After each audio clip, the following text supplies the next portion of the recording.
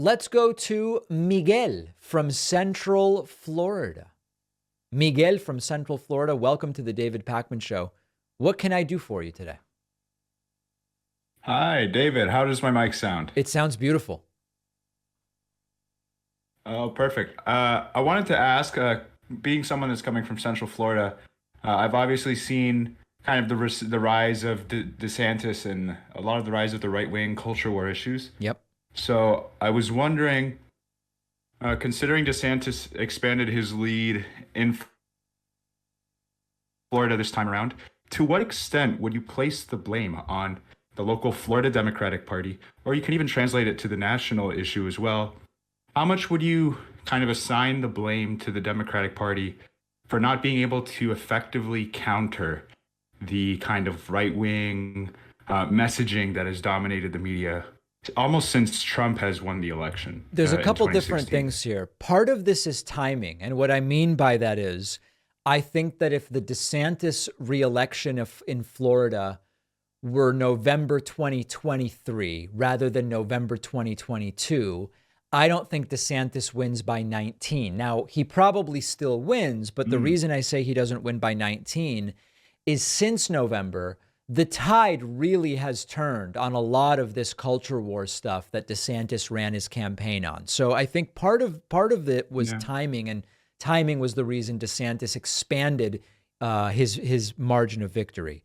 Now, can we blame Democrats to some degree? Sure, you almost always can, right? Like you can almost always do something to lose by less, even if you're going to lose, than if you do nothing at all.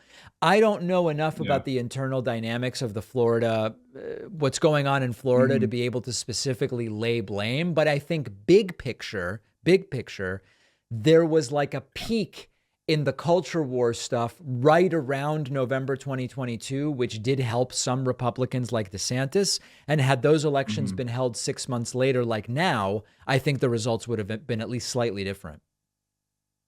Yeah, no, I could definitely see that. Unfortunately, I'd say that the ground game for the Florida Democratic Party is, I'd say, almost non-existent here. Is But that I right? can definitely see how. No, it was. I mean, back during the election, I would have people knocking on my door, handing out DeSantis pamphlets, and I live in a blue county, and I didn't get a single Democratic person knock on my door. Although I will say that it was mostly the unions that were out here trying to campaign for candidates. Interesting. But I guess that would be a conversation for another day, if anything. But, Yeah, all thank right. you for But I taking my call, appreciate the David. call. Thank you so much. There is Miguel from Central Florida. We're going to take the quickest of breaks, and then we're going to come right back here and hear from more of you, okay? So if you're holding on to talk to me, just hold on a little bit longer. Sometimes it can be tough to maintain an emotional connection with your significant other. You might work in different places at different times. There might be a kid in the way. It can be hard to find time for date nights, especially because kids demand so much attention, which is why I love our sponsor Paired, which is the app for couples.